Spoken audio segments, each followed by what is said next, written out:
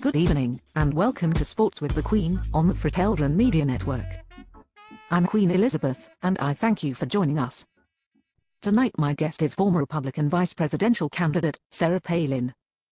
I appreciate you being on my show. Oh my goodness, you're magic G. Thanks so very much for having me on. Let us begin by asking you how you are doing since the loss last November to President Obama. Well, golly, I'm just swell, thank you for asking. And let me just say I have always loved your music. My music? Oh, you betcha, especially that song Bohemian Rhapsody. Really rockin' stuff. Bohemian Rhapsody. Oh mamma mia, Figaro. Magnifico. I don't understand those lyrics, but it was still good stuff for sure.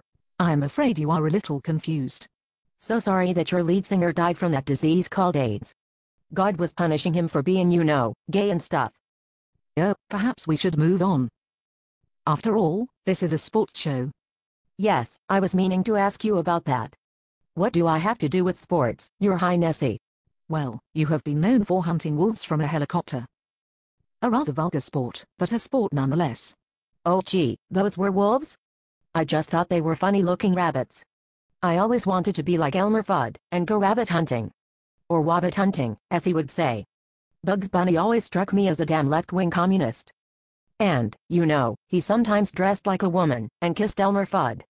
Teaching kids to be cross-dressers, oh you betcha. Oh dear. So Elmer Fudd had every right to shoot at that gay rabbit who was making a pass at him. Gay rabbit. Cross-dresser.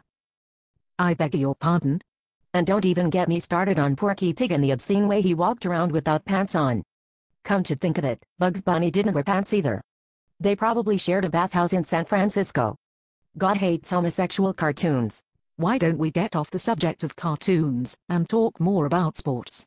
Sounds good to me, Lizzie. Tell us about some of the sports you have up in Alaska. Well, there's dog sledding, curling and all those other kinds of cold, icy sports. And do the newspapers cover them? Oh my, yes. Every morning I read the paper to see what the scores were for the extreme ice sculpting competitions.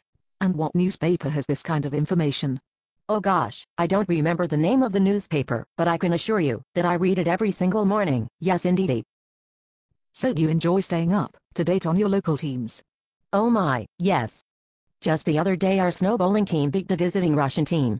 Whipped their socialist butts quite handily, if I do say so myself. Oh yepers. Do you play the Russians often? Oh yes. They are our neighbors, I can watch them practicing from my back patio. That close to you, are they? Absolutely. And I can even see Red China from my upstairs bathroom window. And North Korea from my kitchen. Well now. I believe we are now out of time. Thank you, Sarah, for being on my show. What plans do you have for the future? Golly, I think I'll run for president myself. If this country could elect a moron for 8 years, why not a moron with nice legs?